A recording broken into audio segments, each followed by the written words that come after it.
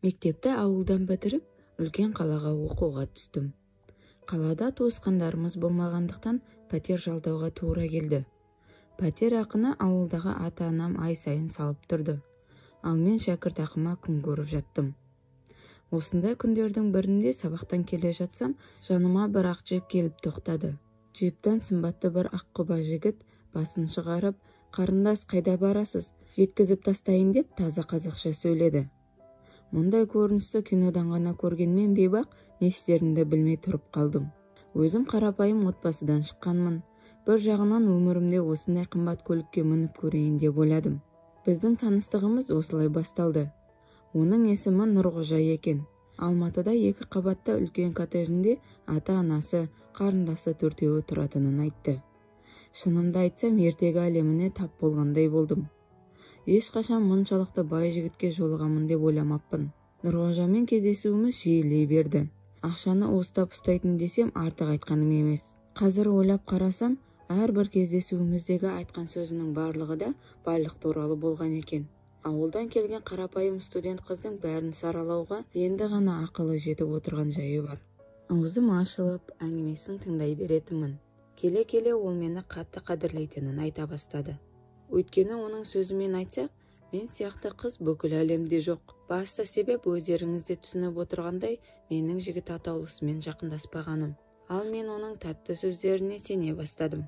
Оны көрген құрбыларым сені пайдаланып кеткісі келіп жүр десе де, ешкімге құлақ аспайтынмын. Сол кезде құрбыларым шырылдап, мені құтқарғысы келген екен-ау деп қазір ғана ойланып отырмын. Амал қанша, оның әрбір сөзіне құлай сеніп, еш күмән келтірмедім.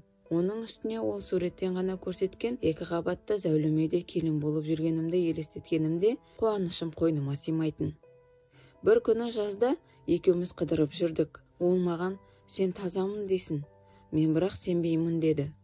Мен шошып кеттім. Қайдағы жоқты айтпашы дегенімде, ол мүлдем сенбеймін айтқан сөзіңе. Басқа жігіттермен жүргенде олар қарап отырды дейсің бе деді.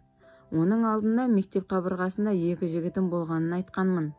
Ол кезде жігітпен жақындаспақ түгілі қол ұстасып жүргенге мәз боласың ғой. Мен жыларман болдым. Тіпті көзімнен жас шығып кетті.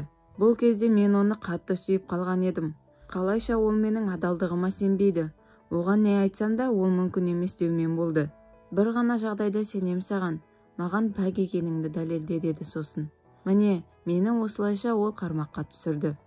Қазір ойлап отырсам, ол маған бұл сөздердің бәрін қасақана айтқан екен. Ал мен аңқау аузым ашылып, оның торына оңай түсіп қалыппын.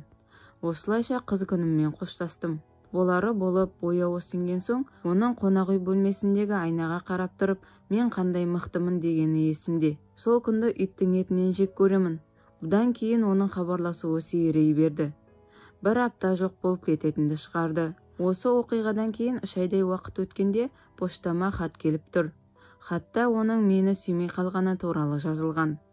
Сол күнгі күйімді айтып жеткізу мүмкін емес. Осыған дейін құрбыларым, ол сені алдап кетті десе де көңілім сенбеген.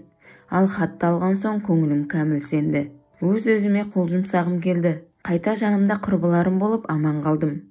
Қазір өз-өзімді қайта қолға алып, Астанада жақсы бір қызметте жасап жүрген жайым бар. Басында баспанам бар, нағыз іскер әйел болып қалыптасып келемін. Одан кейін жігіттерден көңілім қалған. Жігітім жоқ болса да, өз теңімді табатыныма сенімдімін. Бұл оқиғамды артымнан ерген сіңілеріме сабақ болсын деп жазып отырмын. Аяулы қыздар, тең-теңімен деген рас сөз. Ол мені тіпті сүймегенде. Оған қазір көзім жетіп отыр. Сен не білем дейсің? Сен сөйлемеші, соныңда орысшасын білмейсің бе деген сияқты сөздерді жиі айтатын. Сен аңқаусың дейтін сосын. Ал мені өзіне тең көрмеді. Төмен санап, маған үйлену туралы да ойламағаны да апанық. Әлгі оқиға болар бұрын ұзын көйлек сыйлаған 8 наурызға. Мен қуанып қандай әдемі дегенімде, ол Версачидің көйлегі ғой. Ондайда бұрын соңды киіп көрмеген боларсың деді. Мен оған отбасымның қиындығы туралы айттым. Одан ақша дәмету ойымда жоқ, жай ғана ішімдегі сырыммен бөлісетін адамым деп білдім. Сөйтсем, жігітіңе ақтарылып ештеңе айта бермеу керек екен. Нағыз жанашыр адамыңа болмаса, кейбір жігіттер қиындығыңды өз бас пайдасына жаратуға тырысады. Қыздар жұмбақ болуы керек. Сақтансаң сақтайды деген сөз бекер айтылмаған.